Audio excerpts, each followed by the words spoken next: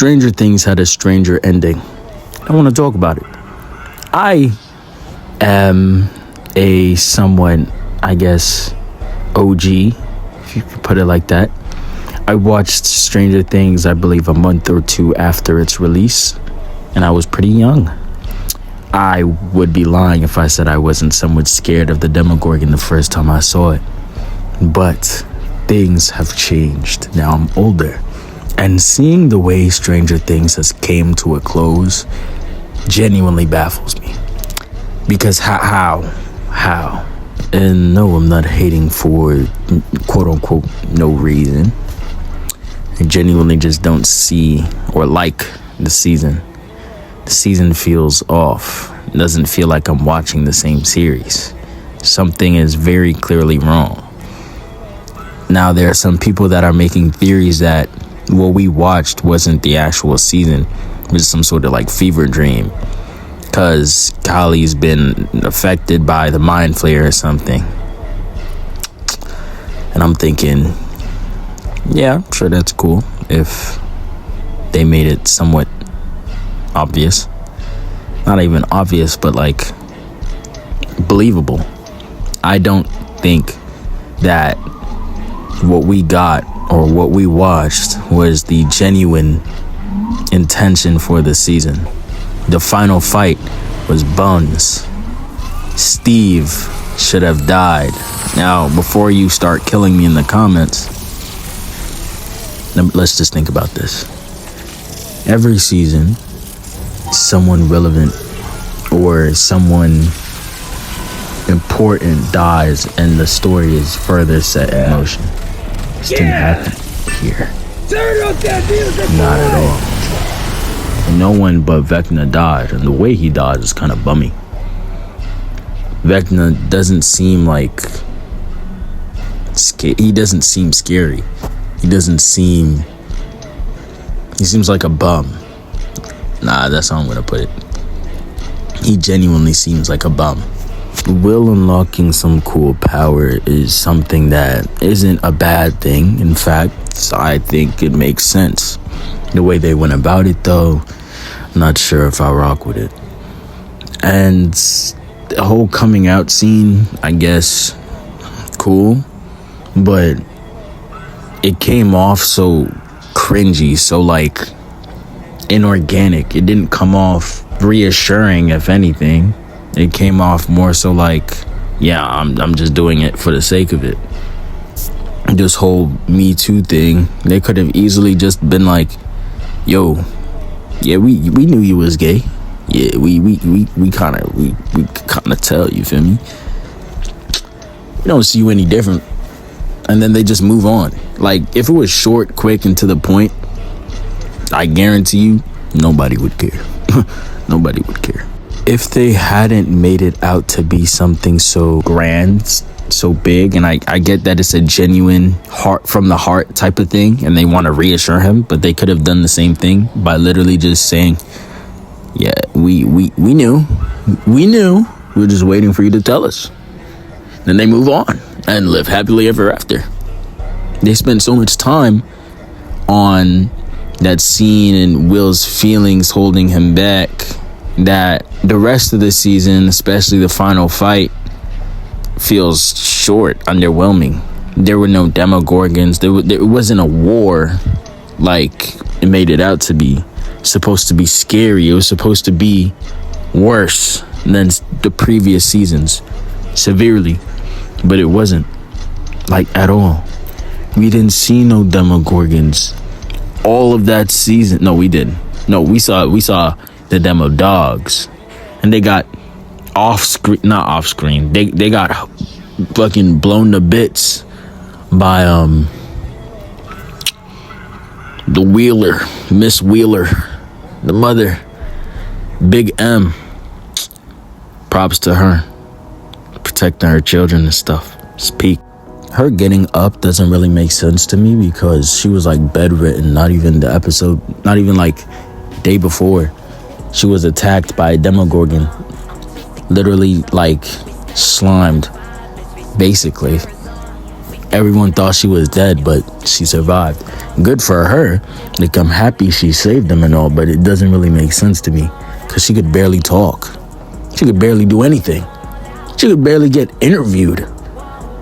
And now conveniently she has the strength to save the main cast. I find it to be very interesting. Lucas was a G this season, but he's also fairly dumb for one specific scene where now he's playing music with the demo dogs. I get that he wants to save Max, but she literally ends up telling him that what he did wasn't necessary. He didn't need to play the music. He was putting them all in danger for absolutely no reason. The whole music thing, I can understand why they would change things up a bit, make it so that she can come in clutch. They needed an escape for Holly, but they could have done it differently. They could have said everyone has their own thing that they want to come back to, or their own gateway back to their original body. I feel like that would have made sense as well, but I'm not a writer and I can't really stop them. It already happened. We are in this timeline, so I have my own problems with this season. For the most part, it felt like a Disney movie. I really liked the For Eddie moment, but at the same time, it's like, no, because how are you getting away with this? You're under the mind-flayer, not like above. You're not away. You are under. One of the most unsafe places to be when boxing or trying to take down, emphasis on down, a giant being of evil. That fight didn't even last over 4 minutes. I'm pretty sure that shit was 3 minutes. Do you know how anticlimactic that is? I feel like everything that the series built up to is kind of a waste of time. And the retcons that they made feel like they couldn't keep up with them. From season 1 to 2 to 3, there was still a story, but it felt sort of disconnected. They weren't bad seasons at all, though. The writing really shined in different ways to try and connect them. It was a good watch. It was a watch that you could understand despite how loose everything was. And that looseness was okay. But season 5 was a culmination of, I guess, poor timing, lack of effort, as what it seems like, because they had a large budget to work with. But I don't know how they could have messed this up. Season 5 added concepts like how the Upside Down was in reality just a gateway to Dimension X, whatever it's called. I didn't hate that at first, but then I realized that Vecna's goal, or the mind-flayer's goal, if anything, is to pull both worlds together. For what purpose? Because it's a dry, barren desert and a fully fleshed out universe. What would happen to the universe if those two parallels collided or merged together? I know what could have happened. We could have kicked off from the direct end of part 4, season 4, where the sky the ground torn apart. We can literally feel Hawkins being destroyed. We see it, the ambience, the grim state. Nobody knows what's going to happen, and then all of a sudden the government comes in and covers everything up.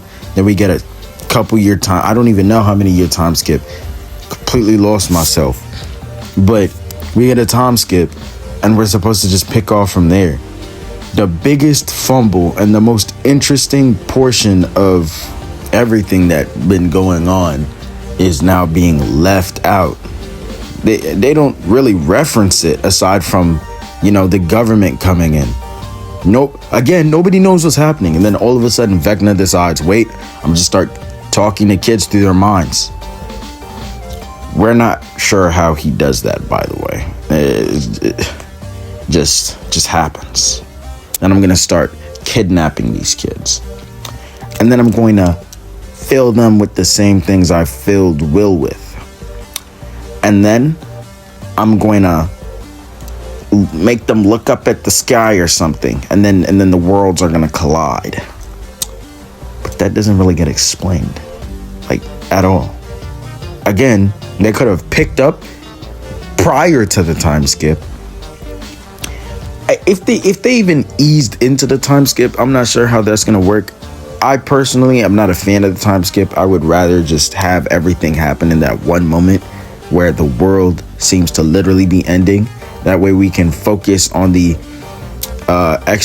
extraterrestrial threat. And yeah. I also don't like how Will and his brother just don't have any dialogue together. The most meaningful like bit that they've had was Will's coming out scene, which again could have been done so differently.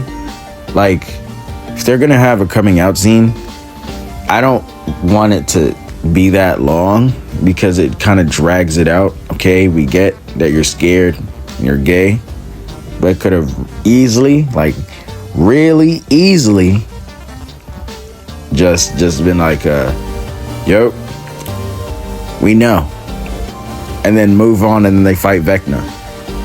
And that whole thing where Vecna shows people's deepest fears doesn't sound out of the ordinary. It's just like he's never done that before, like, at all.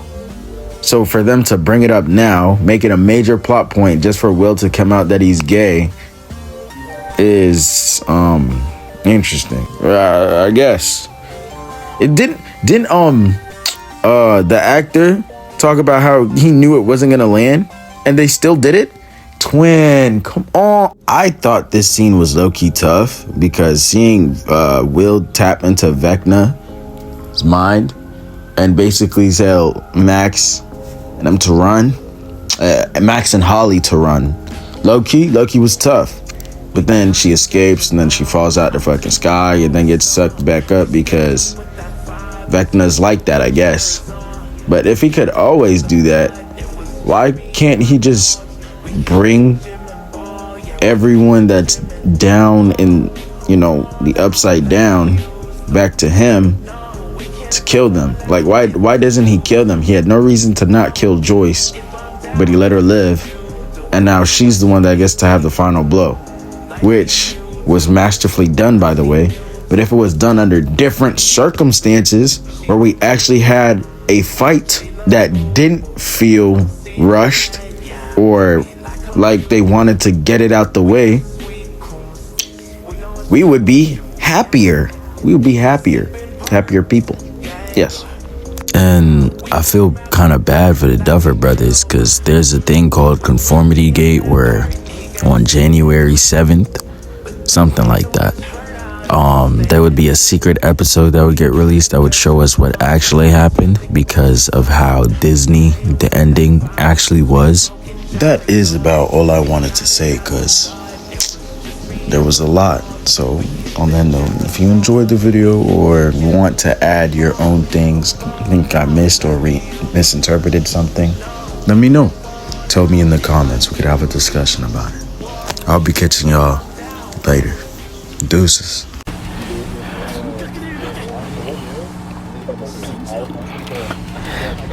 Yo, if I get the ball, I'm straight passing it to Gray.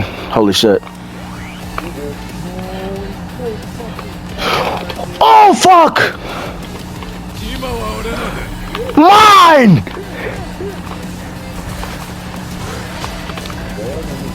Yes. Look at that! Did you see that? I'm clipping that, bro. That was so